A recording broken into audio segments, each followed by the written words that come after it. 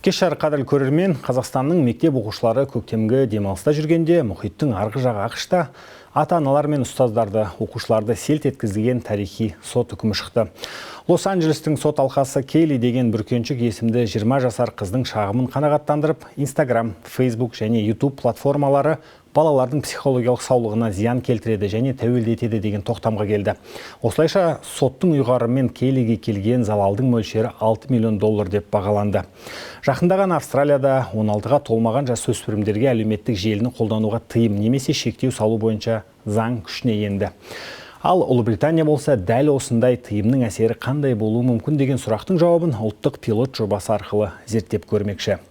Бүгін біз жасөспірімдердің психологиялық саулығы, смартфон қолдануға тыйым салу және әлеуметтік желіні қолдану мәселелерін талдаймыз. Нақтырақ айтсақ, әлем елдеріндегі білім беру жүйелеріндегі ұстанымдарға тоқталамыз. Лос-Анджелестегі үкіммен қатар дәл сол күні Парижде білім беру мониторингі бойынша 2026 жылғы жаһандық баяндама таныстырылды. Құжат 431 беттен тұрады. Баяндамада осыдан бірнеше жыл бұрын ұялы телефондарды мектептерде қолдануға тыйым салған елдердің саны санаулы ғана болғаны. Ал бүгінде тыйым салу саясаты жаһандық трендке айналып келе жатқаны айтылады. Мемлекеттер смартфондарды оқушылардың зейін төмендетеді және олардың денсаулығына кері әсер ететін фактор ретінде қарастырады. Бүгінде 114 білім беру жүйесі смартфондарды мектепте қолдануға тыйым салған. Бұл барлық елдің 58%. Бір қызығы, бұл тренд тез белең алып келе жатыр. Мәселен, 2026 жылы 2023 жылмен салыстырғанда тыйым салған мемлекеттердің саны 24%-ке өскен. Ал өткен жылы, яғни 2025 жылы бұл көрсеткіш 2023 жылмен салыстырғанда 40%-ке ұлғайған. Мұндай радикалды білім беру саясатына көшуге қандай факторлар әсер етті?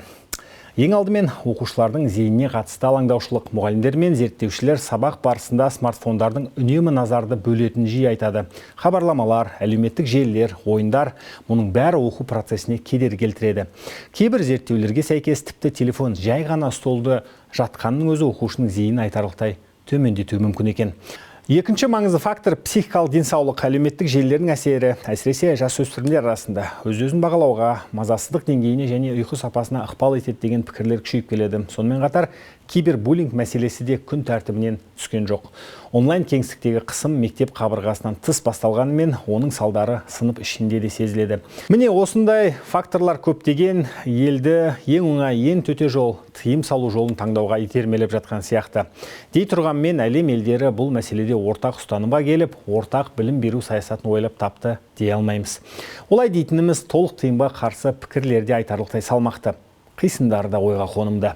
Кей сарапшылардың айтуынша мектеп бұл тек білім беру орны ғана емес, сонымен қатар цифрлық сауаттылықты қалыптастыратын орта. Егер оқушыларға жаңа технологияларды қолдануға мүлдем рұқсат берілмесе, олар оны саналы түрде әрі жауапкершілікті сезіне отырып пайдалануды қайдан үйренеді?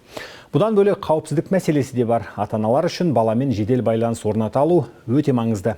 Төтенше жағдайларда телефон өте қажет құрал. Сондай-ақ ерекше білім беру қажеттіліктері бар оқушылар үшін смартфон кейде оқу процесінің ажырамас бөлігі болуы мүмкін. Сондықтан кей елдер толық тыйымның орнына икемді саясаттарды енгізіп жатыр. Мысалы, телефондарды тек сабақ уақытында шектеу немесе арнайы орындарда сақтауды талап ету тәжірибесі кең таралып келеді.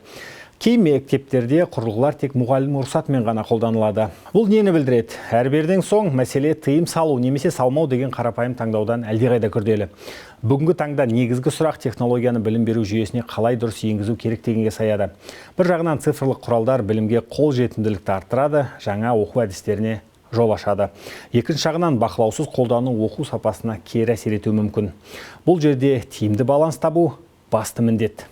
Сарапшылардың көпшілігі смартфон қолдану саясатының контекстке бейімделу керек екенін алға тартып отыр. Әр елдің, әр мектептің әлеуметтік, мәдени және технологиялық жағдайы әртүрлі.